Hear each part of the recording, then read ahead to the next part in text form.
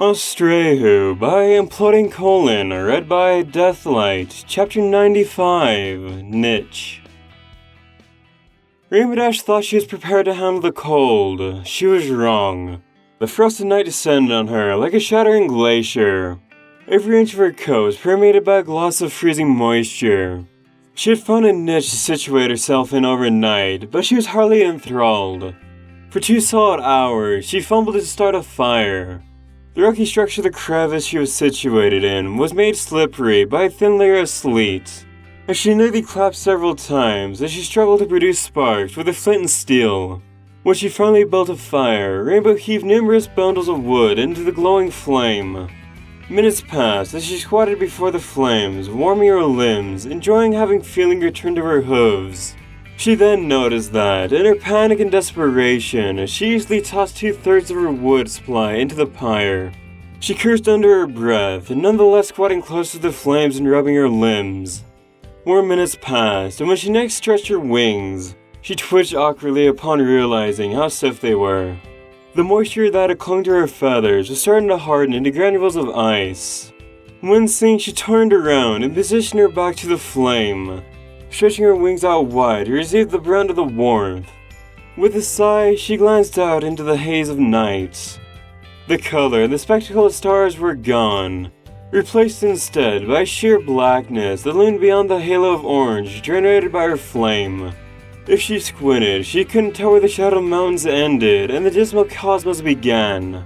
Somehow she didn't doubt that her campfire was the only source of light for miles around. Rainbow Dash exhaled sharply, glancing down at the polished rock beneath her. Every time she thought she was getting used to perpetual isolation, she'd end up in a place or a situation that dwarfed the previous. It suddenly dawned on her that if she froze to death in that place, there would be no one to bury her. But it was likely that not a single soul would find her, period. Interestingly enough, Rainbow was neither saddened nor frightened by this contemplation. She wondered how many ponies in history had perished in such a lonesome way, having vanished off the edges of the earth, carrying with them infinite secrets and thoughts that would be precious to them, that no pony else would be capable of comprehending, for they weren't there when the end of all things descended on that one unfortunate soul.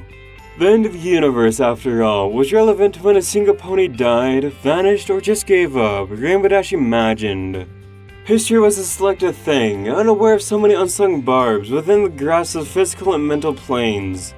Rainbow went cross-eyed, turned around, grabbed a stick that wasn't entirely burning, and smacked herself in the skull with it. As soon as she blinked again, all she could think about was food, flying, and explosions.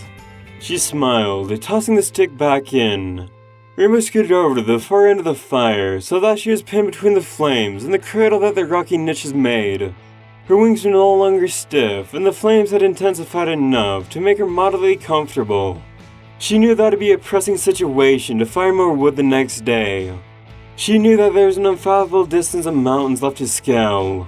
She also knew that there was no pony within dozens of miles to help her, much less Luna. Staring into the flames, basking in the warmth as she held a toast sleep beneath the starless expanse, Rainbow no longer cared. She reached into her saddlebag and grabbed a few flowers. Munching on them, she smiled and fantasized about much more scrumptious morsels. She hoped that whatever civilization she might find on the other side of the mountain range, they'd have a feast for her, or at least a salad bar. Maybe even a water park. Rainbow Dash snickered to herself. She curled up beside the flame, closed her eyes, and dreamt of summer sunshine.